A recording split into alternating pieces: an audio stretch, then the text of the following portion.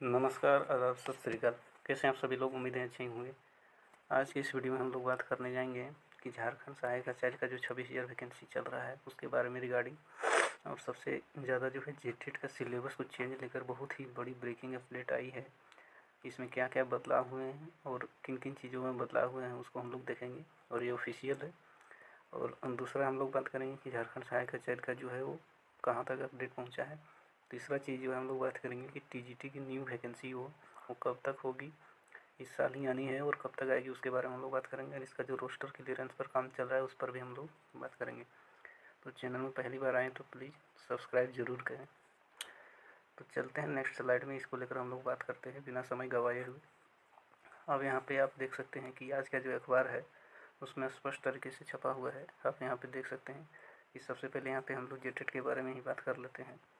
हो सकता है आप लोग को नहीं दिख रहा होगा अच्छे से, तो मैं यहाँ पे पढ़ के सुना देता हूँ कि शिक्षक पात्रता परीक्षा में भी बदलेंगे नियम। इसमें भी दिखा है, आप लोग को नहीं दिख रहा होगा, मैं स्पष्ट तरीके से बता देता हूँ कि झारखंड शिक्षक पात्रता परीक्षा नियमावली में फिर नियम बदलेंगे।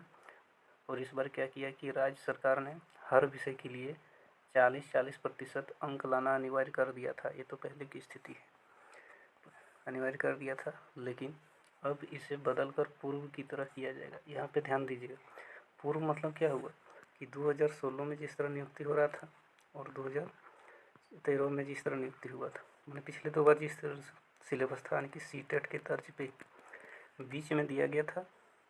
बीच में अफवाह उड़ाया जा रहा था कि नहीं, केवल 40% जो लाना है सेक्शन वाइज वो केवल हटाएगा और सिलेबस जो है वो ग्रेजुएशन लेवल तक ही रखाएगा।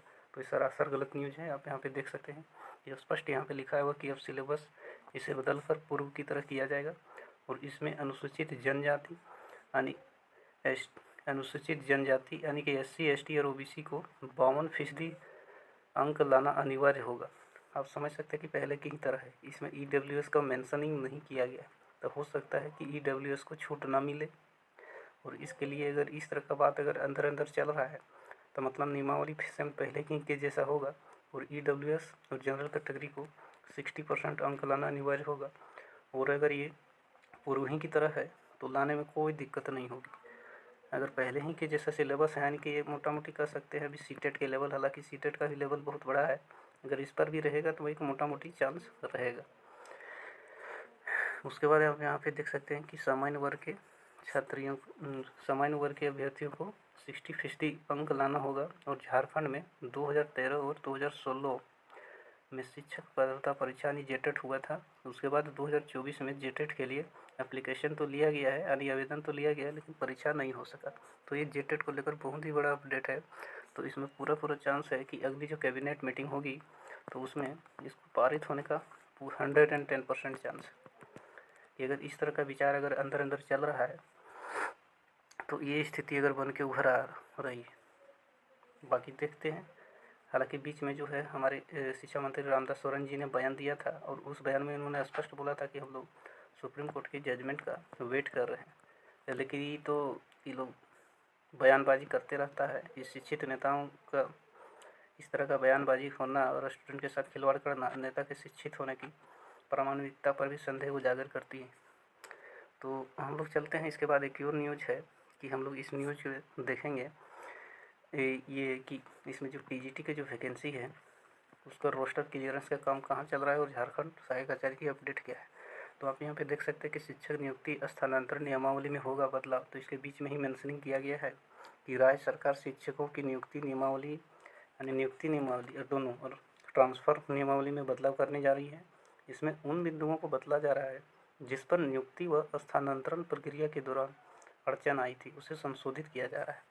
उसके बाद यहाँ पे क्या बोला जा रहा है कि संशोधित नियमावली के बाद नए सिरे से शिक्षकों की नियुक्ति और शिक्षकों का स्थानांतरण हो सकेगा। स्कूली शिक्षा व साक्षरता विभाग ने इसकी तैयारी शुरू कर दी है। नियमावली में संशोधन के लिए शिक्षा विभाग अलग अलग कमेटी का निर्धारण कर रहा है। उसके बाद यहाँ पे देखिए स्पष्ट लिखा हुआ है कि राज्य 26,001 सहायक आचार्य की नियुक्ति की प्रक्रिया चल रही है। इसकी परीक्षाएं हो चुकी हैं और कोर्ट के निर्देश पर रिजल्ट पर रोक है, यानी वही सुप्रीम कोर्ट वाला जजमेंट। नियमावली में पारा शिक्षकों के लिए तय किया गया क्वालिफाइंग अंक को सही नहीं कहा गया। अभ्यर्थियों ने इसे कोर्ट में चुनौती दी है और क्वालिफाइंग अंक में बदलाव होता है तो नियमावली में भी बदलाव किया जाएगा। समझ सकते हैं कि क्वालिफाइंग अंक में बदलाव होता है तो नियमावली में भी बदलाव किया जाएगा। यानी जो बीच में पारा टीचर का जो वैकेंसी था तो उसमें पहले था कि मिनिमम 30% लाना है, बाद में उसको हटा दिया गया, एग्ज़ाम बैठिए और नौकरी लीजिए, क्योंकि number of candidate number of vacancy से कम था। पारा टीचर में number of candidate number of vacancy से कम था। 26,001 पदों पर नियुक्ति होने के बाद 23,999 पदों पर बहाली निकाली जाएगी। ये सेकेंड फेज का बात कर रहा है।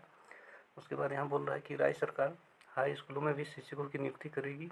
इसके लिए रिक्तियाँ जुटाने की कार्यवाही शुरू कर दी गई है। देखिए यहाँ स्पष्ट लिखा हुआ है कि राज्य सरकार हाई स्कूलों में भी शिक्षकों की नियुक्ति करेगी। इसके लिए रिक्तियाँ जुटाने की कार्यवाही शुरू कर दी गई है। इसके अलावा शिक्षकों की ट्रांसफ़र पॉलिसी में अंतर जिला स्थानांतरण के लिए तय की गई प्राथमिकता के आधार पर निर्धारित है। नहीं, आप यहाँ पे देख सकते हैं कि टीजीटी की वैकेंसी आएगी ही आएगी। इसके बारे में परिचर्चा की गई है। तो ओवरऑल यही है कि जब तक सुप्रीम कोर्ट का जजमेंट नहीं देगा तब तक ये सब चीज़ें अभी भी ख्याली पुलाव लग रहा है। तो देखते हैं कि सुप्रीम कोर्ट का जो जजमेंट है कब तक। ज़्यादा चांस है कि लास्ट वीक ऑफ जनवरी या फर्स्ट वीक ऑफ फरवरी में यहाँ ही जाना चाहिए, क्योंकि 5वां महीना रनिंग है तो इतना लेट सही नहीं होगा। मिलते हैं अगले वीडियो में, तब तक के लिए bye bye and take care.